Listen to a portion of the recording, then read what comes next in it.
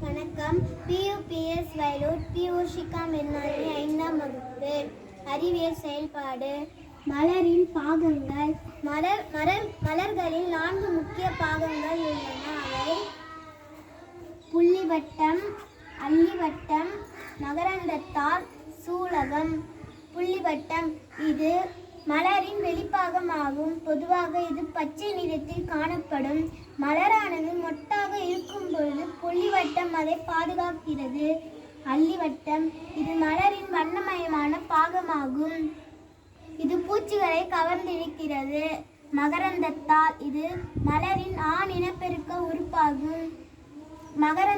மகரந்த கம்பி மகரந்த பை போன்ற அமைப்பையும் கொண்டுள்ளது. மகரந்த பையில் மகரந்த துகள்கள் உருவாகின்றன.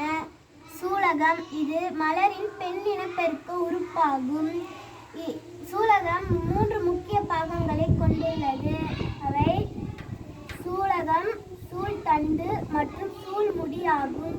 சூலகம் சூல்களை கொண்டுள்ளது. நன்றி.